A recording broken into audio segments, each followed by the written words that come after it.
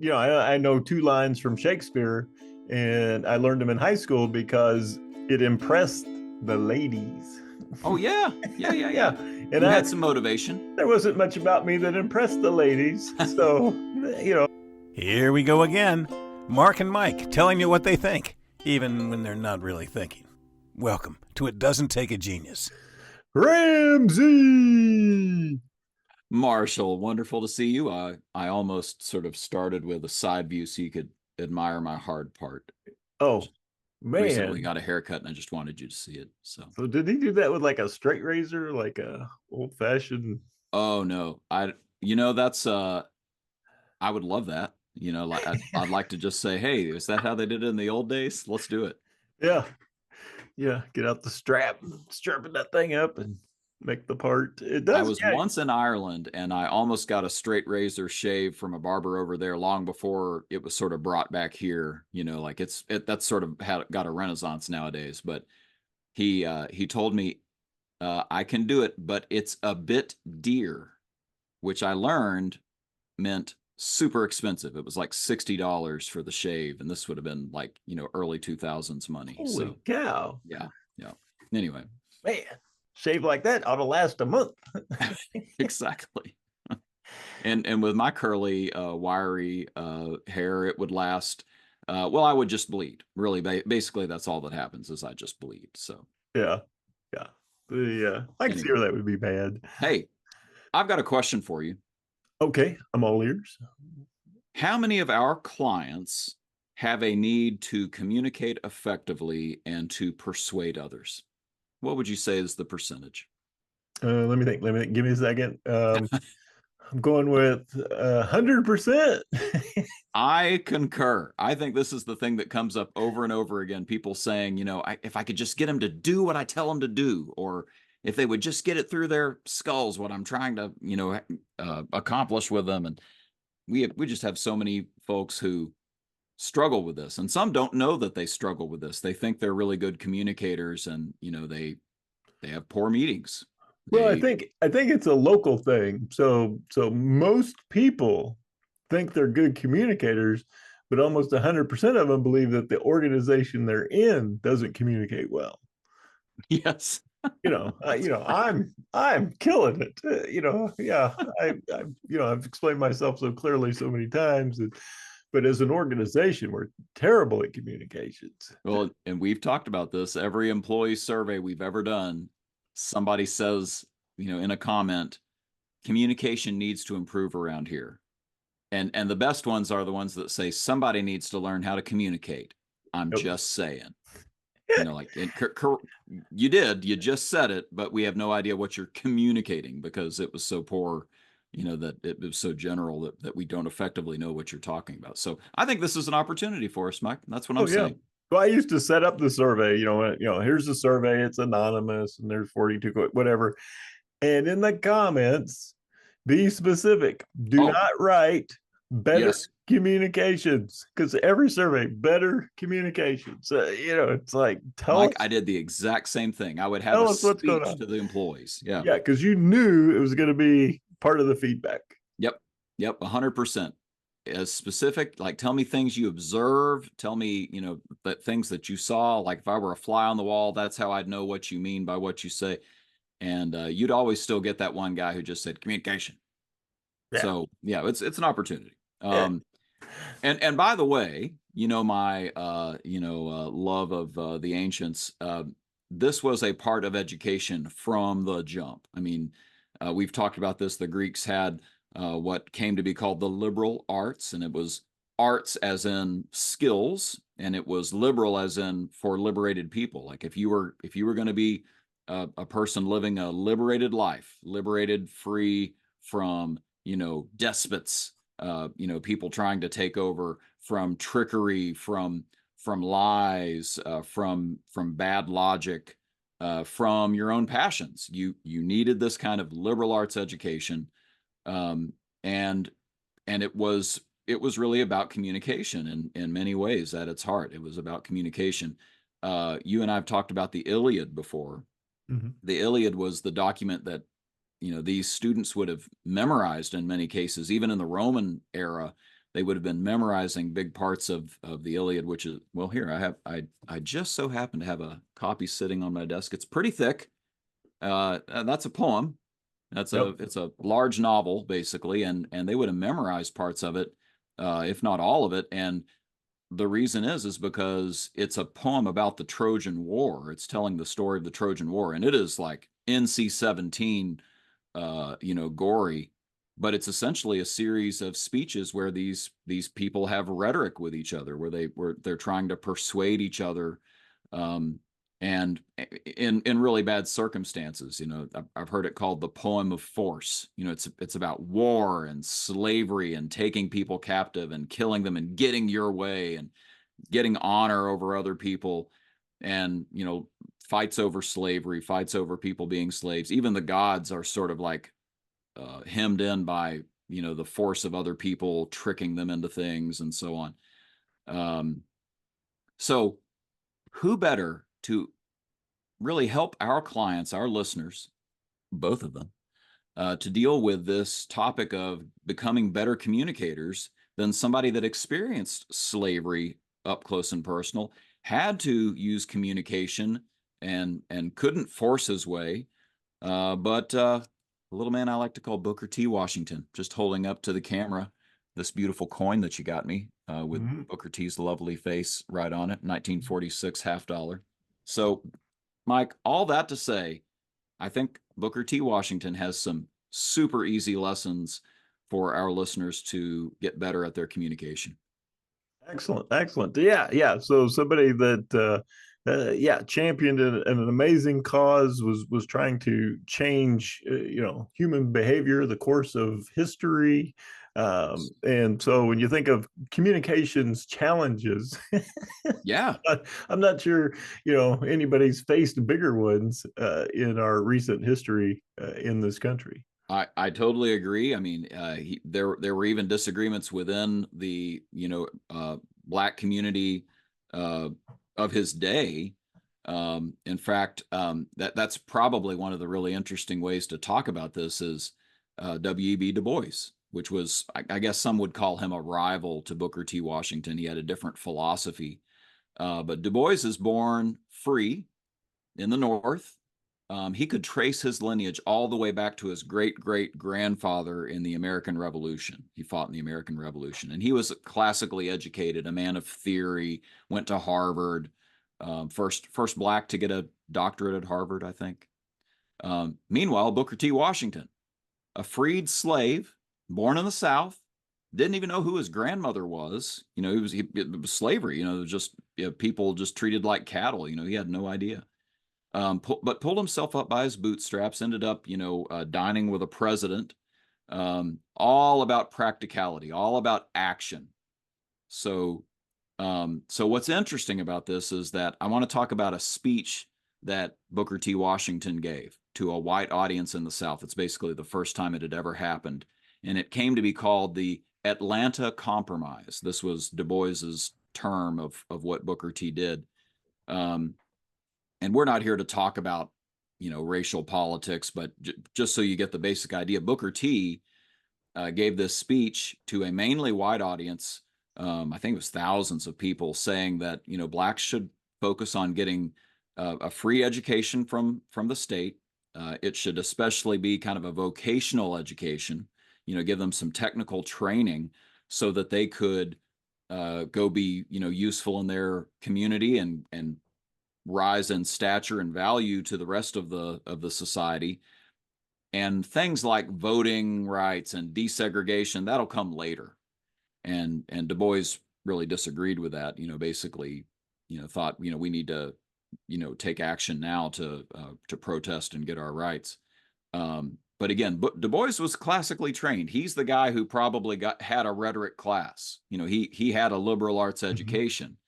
Booker T didn't think that was particularly helpful for most freed slaves. They needed to provide economic value to their community. They needed to do that now, and learning about ancient Greece will come later. And that's ironic because this speech that he gives is just an absolute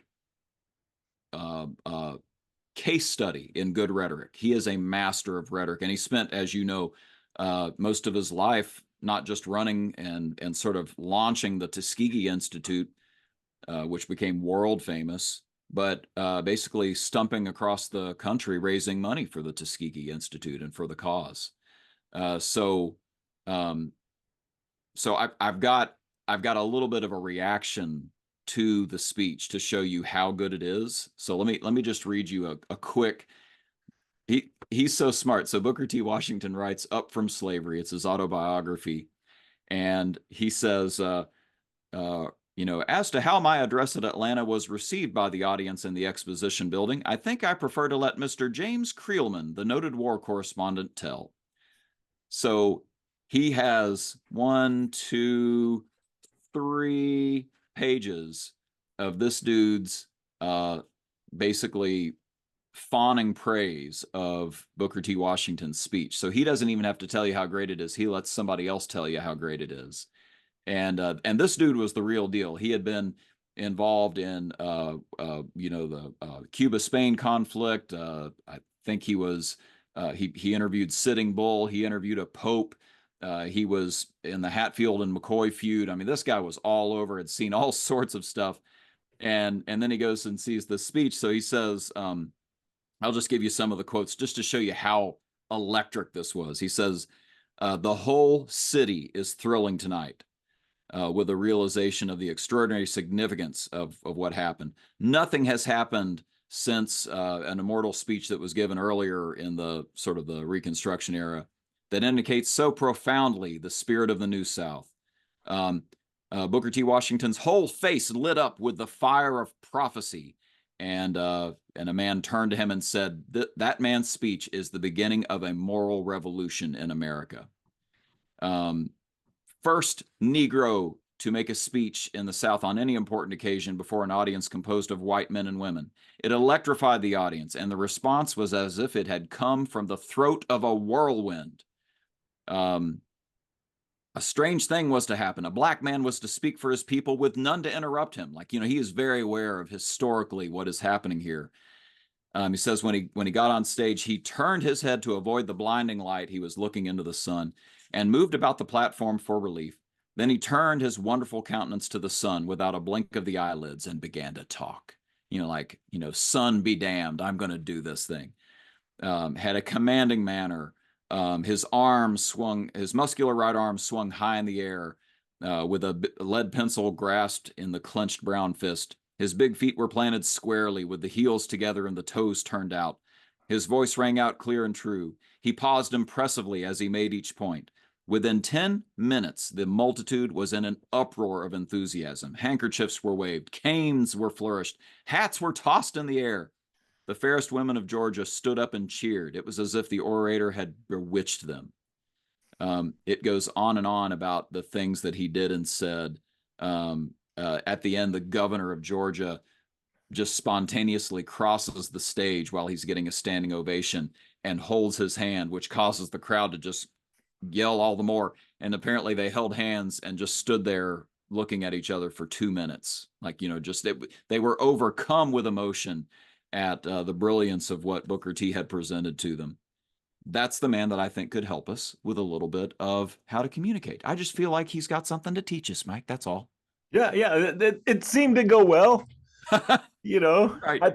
Today, you probably get like 4.5 stars on Google. Right. Decent Yelp review right there. So, yeah. And what's amazing about all of this is it all happened before social media. Yeah. So, my thought is always, how did everybody know that he was going to give this talk? Right. How did they get the word out? And then how did the right people show up at the right time to hear it? The governor and this correspondent and all these people, there's just so many things that have to happen were so much more difficult to happen at that point. And then Booker T had to deliver, this amazing message. And it's amazing that the correspondent, remarks in regards to the setting. Here's the stage, here's the setting, here's his physical demeanor, movement.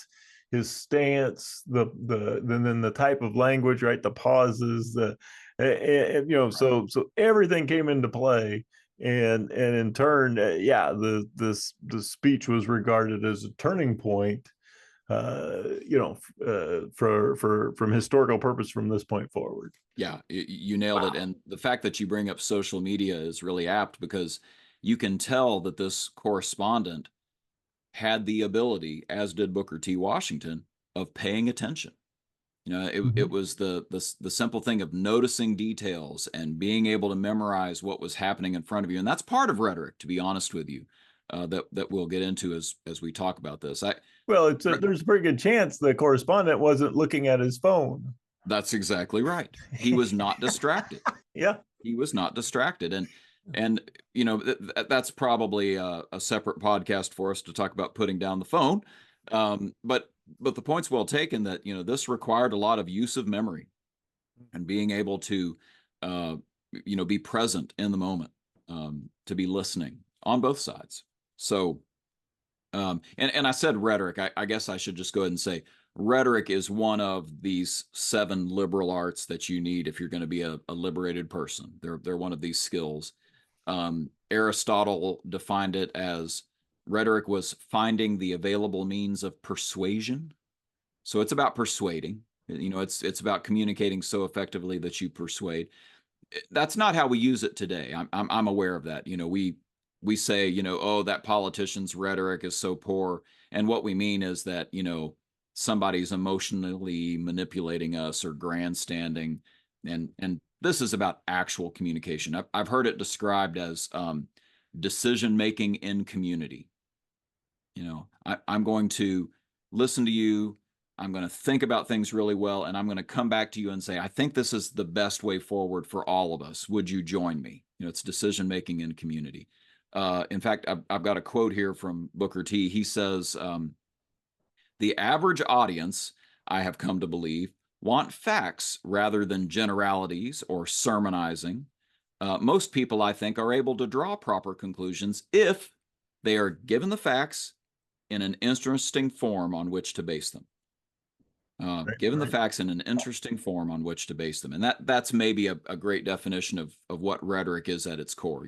I'm going to tell you the truth in a way that persuades you, and I'm going to have to make it interesting and catch your attention to be able to do that. So quickly, as we go through the rest of this podcast, there were what the ancients called them the 5 canons. There were 5 elements, sort of a process that you followed to have really good rhetoric. So the 5 canons of rhetoric, I think, are something that every one of our listeners could take and use tomorrow in how they communicate. And I'll say them very quickly, and then we can talk about each one. I've got sort of a little vignette from Booker T on how they all relate.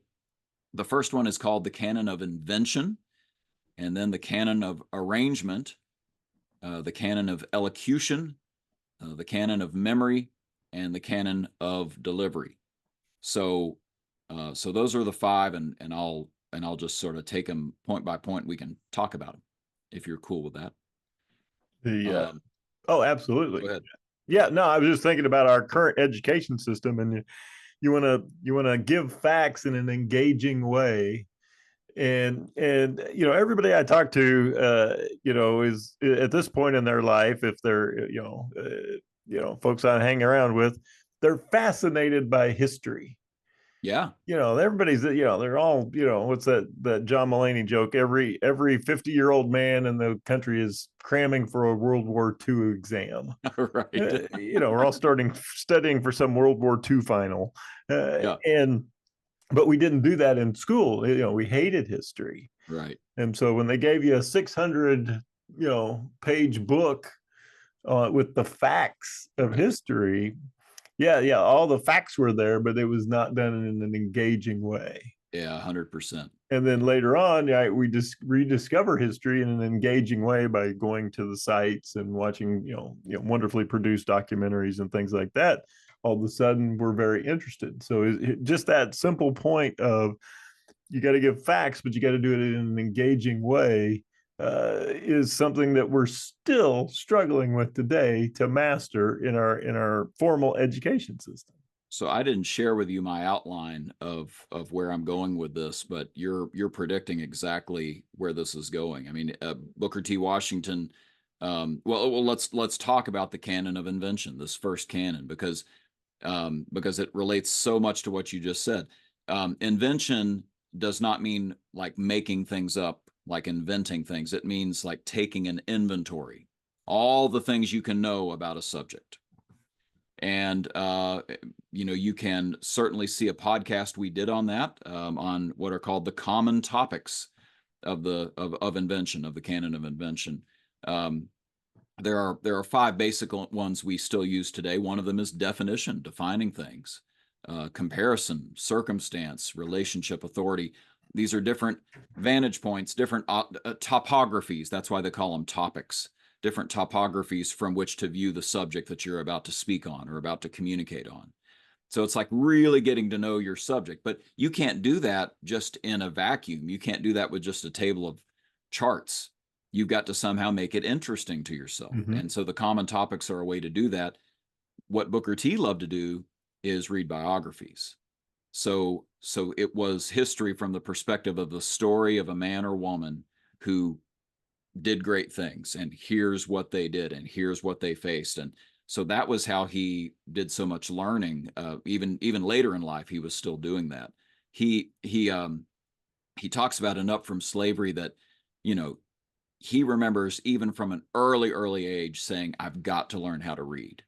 And, this freed slave child, he somehow, gets his mom to help him get a spelling book. He basically memorizes the alphabet and starts to learn to read by himself. But then, he needs a teacher. And so, some guy wanders through the West Virginia town that he lived in, and he basically does night school with this guy. They sort of have a little school there. A gentleman that comes through that was a former soldier who knew how to read, who was black, and then starts this sort of mini school for them. His stepdad makes him work during the day, so it has to be the night school. And he also went to the Hampton Institute eventually, which was a vocational school for freed slaves, and sort of got this vision of what it could be. What could I be convincing the South is a good idea. And all of these things, he experiences a true authority on vocational education. He experiences the comparison of what those students are like compared to other students. So he's doing the common topics. He's got authority. He's got comparison. He's defining things. He begins a life of living in those common topics. So that's invention. You have to spend time getting to know the topic that you're talking about and know it as exhaustively, as completely as you possibly can. Well, no, we don't need any of that. We'll just watch a YouTube video and from one perspective and go out and speak authoritatively on that. Right. Yeah. Well, how far we have fallen. Yeah, this is not. Well, and it's painful. I'll tell you. Where did you get your opinion? Well, I saw a meme. It was a powerful, well done meme, and that is what I'm basing my entire argument on. I'm not going to argue with that at all. I'm guilty of it. I've tried to use the common topics as I have prepared for some of my client work, and I use it in Bible study and so on. And it is, frankly, as distracted as we are, it is painful to slow down and try to answer these questions. It hurts. It hurts. Oh, it does. It does. I'm embarrassed to tell you that, but it hurts. And the thing is, though, that you can do it. It's possible to say, how does this compare to this? You're wanting to implement a change to your sales process. Well, how is this different from this thing we currently do? How is it similar? Authority. Where are the experts that I could lean on and get some opinions about how this works? Not somebody that confirms my own opinions about this thing, but who can I read up that gives me an actual authoritative, opinion about this that I might disagree with? That takes time. It takes time, and I need to get back to action, but you really got to slow down and learn something first. Mm-hmm. So that's what Booker T did. Oh, that's fantastic. So next one is arrangement, the canon of arrangement. And that's literally, once I've come up with all the things that I could say, I need to arrange what I'm actually going to say. Nowadays, we'd think about, most times you give a talk, you've got an introduction, a body, and a conclusion, right? Here's what I'm going to say. Here's what I'm saying. Here's what I said. That's the typical essay that you'd write today, or speech that you'd give, or meeting that you'd hold, right? You'd probably touch on those three items. Classical rhetoric had more layers to that. So you would always start an introduction with an exordium, they called it, which was basically the thing that I'm going to do to really get your attention. It's a quotation. It's a question that I'm going to throw at you. It's something that sort of hooks you in. And then I might have what they called a narration.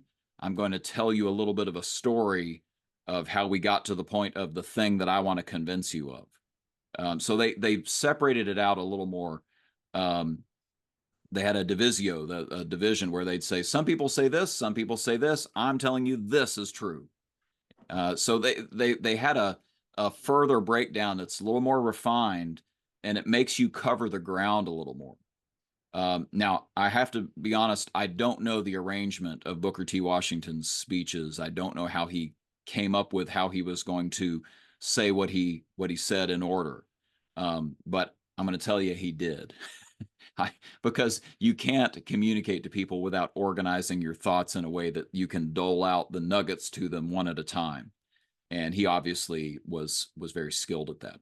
So thinking through those steps, and that may be a podcast we do in the future, is just that there are all these different elements to communicating with somebody. You really ought to cover all those grounds to make sure that you've done your due diligence on everything that needs to be communicated. Wow. But yeah, when you think about, with the Storyteller's Secret, this book that we read, Yes. The secrets of TED Talk speakers and stuff like Yep. that. It just all says the same stuff you just said. Yep. It goes back to there's nothing new under the sun. We just keep repackaging it 100%. and sending it out to the world. So that's fascinating. Yeah. How many times have we been told, you don't start your speech with, hi, my name is, or how are you? And, Right. Great to see you tonight. Yep. What is that engaging proposition question that cause the audience to lean forward and go, ooh, wonder how this turns out. Yes. Well, and I should tell you what the final one was, an amplification, which is where I'm going to tell you why this matters to you. Mm-hmm. So, I'm going to even wrap up the speech by saying, here's what I think you should do, and here's why.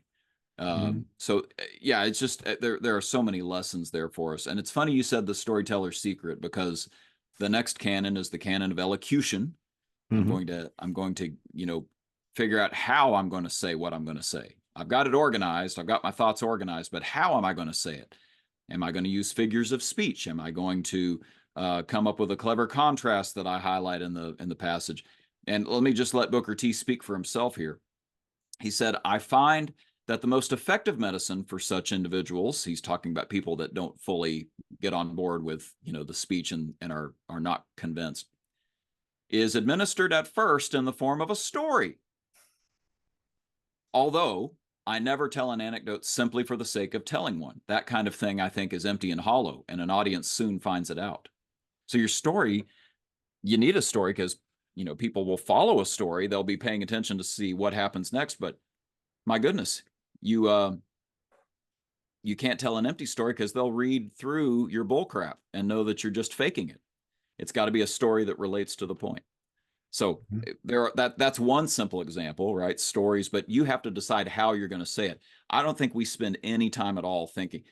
If we don't spend time researching our point, I think we spend very little time deciding how we're going to go about communicating our point. It's big deal. It's a big deal. Yeah, to quote the amazing philosopher Johnny Cochran, who said, "If it doesn't fit, you must omit." Right. Well, the dude knew what he was doing. Yeah. So if the story doesn't fit, right? You got to omit it, right? It just Right. you may love the story, and I find Right. people that do that, right? Yeah, I just love this story. Well, does Yeah. it have anything to do with your main point? Yeah. Not really, but man, I want to tell you this story. It's so it's good. a Yeah. great story. Oh, Like, I was so no, you guilty got of to that cut early it. in my career. Yeah. Yeah, you got to cut it. It's got to just, filmmaking, right? We got to leave it on the cutting room floor. It's just got to, Right. yeah, it is fantastic. And at some point, it'll be the most appropriate story for a message that you have. But yeah, for this message, it's not the fit.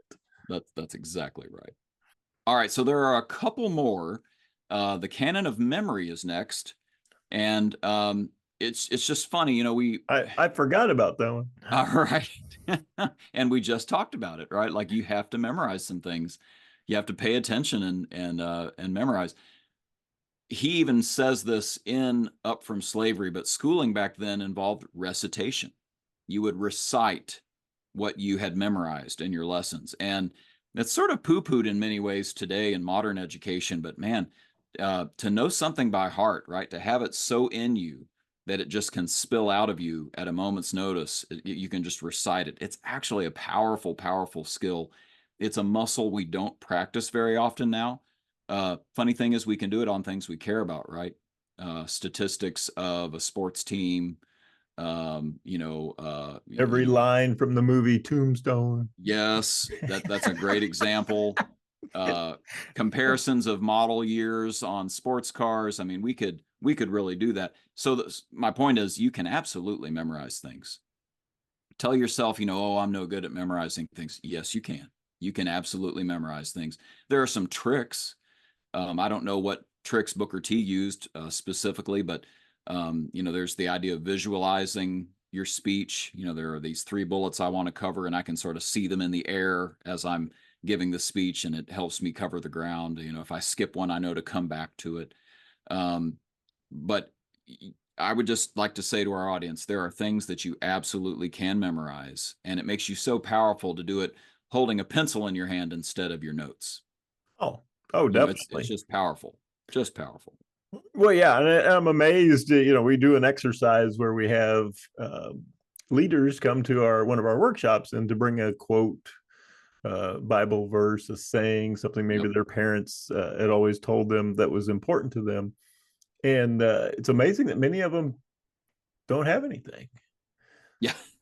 Yeah, they show up and like, Right. well, I really don't, and I it's don't memorize stuff. yeah, I don't memorize those things, and I can't remember because they Right. didn't commit it to memory. And you hear so many wonderful things that, yeah, and some things are worth committing to memory. And then, yeah, especially if you're going to tell a story, um, you know. And so I can remember stories, but I can't always remember specific details, numbers, and things like that. Uh, Yeah. so yeah, knowing what you're strong at, what it is that that you need to either practice and or have some notes on. But yeah, was this important enough for me to commit it to memory so that I could tell it back to you? Yeah. And often it is a story that I have to pull it into, even if it's just facts and figures. I've got to make it a sequence of events for it to make sense to me. Mm-hmm. And it might be the sequence of events of the speech I'm about to give. That might be part of it. That's what I have to memorize, because it takes me from one point to the next. Mm-hmm. But that I just think you absolutely can do that. Oh yeah, yeah. I mean, I struggle with it, but I know 2 lines from Shakespeare, and I learned them in high school because it impressed the ladies. Oh yeah, yeah, yeah, yeah. Yeah, and You had some motivation. there wasn't much about me that impressed the ladies, so having some words from the bard, I found definitely helpful, and so yeah, I could remember those. I think that's spot on. I think that's spot on. And again, I think this is an underused art. I think us memorizing things, even stuff that doesn't seem like it's important to memorize, is just flexing parts of our brain that open up new pathways for us to just be better. Yeah, I'm constantly amazed at my kids. It's not just because they're sponges, and it's not because they're, you know, um, gifted and talented. We've just sort of given them stuff to memorize for a long time, and they do. They absolutely do. I think it's just going to become second nature for them. But I'm getting better at it myself just because I've been sort of seeing it through our kids' eyes. So memory, it's a skill. It's a skill. The final one is delivery. And you saw the delivery a little bit, right? The canon of delivery was in how he was standing and walking across the stage and using his arms. And he himself even says at one point in the book, there are certain things such as pauses, breathing, and pitch of voice that are very important. So many people get up and are going to talk before their team or lead a meeting or talk to a client or customer, talk to an employee, and they don't think about the delivery that they're using to make their point. You know, are they making eye contact? Is their voice at the right volume level? Is it at the right tone? Is it going up and down, or is it monotone? I worked over the last year with some kids who went through a mock trial. I tutor some kids, and they participated in a mock trial. And I have some experience, you know, being on stage, and have been on stage, you know, in high school theater productions and things like that. And so I made them practice with me. I said, you stand on the other side of that big room that we're in. I'll stand over here and you start talking, and I'm just going to interrupt you until I can actually hear you. And it's a painful exercise because they get interrupted about 20 times. I mean, it takes it that long for them to work up their volume level. You know, they feel like they're just shouting, and of course they're not, because they have a tendency to get their voice quieter. So when they realized, oh, actually, what feels like yelling is almost loud enough, that was when they had it figured out. And I'm going to tell you, I think they won the competition. They won both. The defense won both cases. They sort of flip back and forth and do prosecution and defense. The defense won both cases, but my team won on points both times. And I think it boiled down to the fact that they were just so much more able to be heard than the others. So there's an example of it. You can't communicate all your wonderful ideas that you've arranged and thought of all these great figures of speech if you can't deliver them to people. And so you've got to spend some time thinking about, how am I going to communicate this? How am I going to use my arms? How am I going to use my voice to make this speech, this communication effective? Oh yeah, yeah. What is that statistic that's out there that of your communication, 7% are the actual words, Exactly. and 93% of your communication is your tone and body language. That's it. And so yeah, just your demeanor, you know, when you walk on stage, the speed at which you know, everything speaks. And so yeah, taking that into account. And you know, people who use, you know, back in the olden days, yeah, you'd have to do your speech in front of a mirror to see, you know, what was the audience seeing. And then yeah, today we've got, everybody has you know, video, high quality, high def video in their pocket, so they can record either as a speech or on video. They can record themselves, play it back to see, yeah, what is it about my delivery that's effective, and then what is it that needs to be improved. I think those are excellent ideas. I still stand before a mirror today when I'm, you know, getting ready for especially a presentation I haven't given before, or a workshop I haven't facilitated before. I will practice it in front of a mirror. Just hearing you say the words out loud causes you to edit, right? Like as soon as you say it, you're like, oh, that won't work. I'll have to change how I do that. It's an amazing ability to just let yourself experience the delivery before anybody else gets it delivered to them. Oh yeah. Yeah, there's certain things that work on paper that don't work spoken. Right. You know, it just doesn't sound natural, or it doesn't flow properly for your cadence of speech. So yeah, say, you know, and when you take and you write something and you say it out loud, both get better. Yeah. You know, if you'll make edits to your writing and to your speech at the same time, it will improve. You're 100% right about that. I should say one other thing, and this is to give everybody some hope.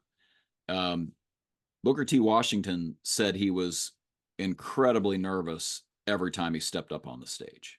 Mm-hmm. He was always nervous. And in fact, he said there were some big speeches where he basically said, I'll never do this again once this is over. I will have to quit. And he said he was often negative on himself after the speech, like, oh, I should have said this and I could have said that. I should have done that more effectively. So this is a man who wrestled with it himself. All right. And the funny thing is, and I'll read you a quote here in a second. He really was able to get away with that because he embodied what ancient rhetoric was, which was there's a character in ancient history called Cato the Elder. Cato the Elder said oration, the orator, the rhetor, the rhetorician, was, quote, the good man skilled at speaking. Skilled at speaking, yeah, that's important. Learn all these skills, but you kind of have to be a good man to do it. Mm. And there's a wonderful quote from Booker T that sort of lays that out. He says, I believe that one always does himself and his audience an injustice when he speaks merely for the sake of speaking. I do not believe that one should speak unless deep down in his heart he feels convinced that he has a message to deliver. When one feels from the bottom of his feet to the top of his head that he has something to say that is going to help some individual or some cause, then let him say it. And in delivering his message, I do not believe that many of the artificial rules of elocution can, under such circumstances, help him very much. And then the little quote I gave you, let me give you the full quote. This is what happens next in the quote.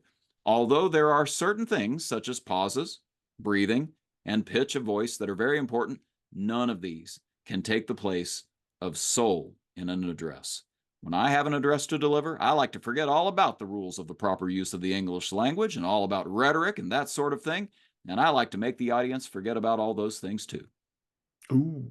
It's not about the skills, the rules. It's about, do you really have something of value to bring other people? And if you do, if you really believe that, use that. There are some skills that help you do that. But if you've got a sales meeting that's going to help your team sell more of whatever you sell, and it's going to make their lives better and make customers' lives better, if you believe that from the bottom of your feet to the top of your head, you've got a message to deliver. You have something of value to give your audience. If you have a presentation to a customer and you really think what you have to offer the customer is great, you have a message to deliver. We could go on and on with all the different ways that even in business, even in capitalist business, there are things we do to bring value to other people. And if we really believe that, we can go to market with that. We can truly go and I think, you like to say lighten and brighten people's lives. I think we can do that in our communication. We can communicate more effectively if there's something we truly believe is going to help other people. That, I think, is the trick that Booker T. Washington had actually mastered. And all these rules of rhetoric are a nice way to be able to do that. But you have to actually believe that you have something good to offer. Oh. That's the end of my TED Talk. Thank you. Yeah, thank you very much. Yes, we'll have to put the TED sounds, yeah, thing in there. Yeah, right. Love that. I coined a new phrase while you were talking. Sincerity sells. Yes. Yeah. So sincerity sells your message. Yeah. And people can see right through it.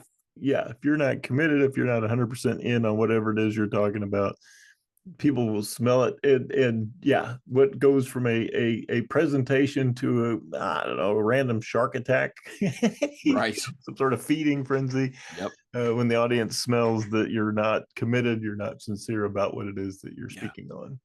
Yeah, that's so accurate. And again, Booker T. Washington is a man of action. Like he's a man of words because he believes these actions are so important.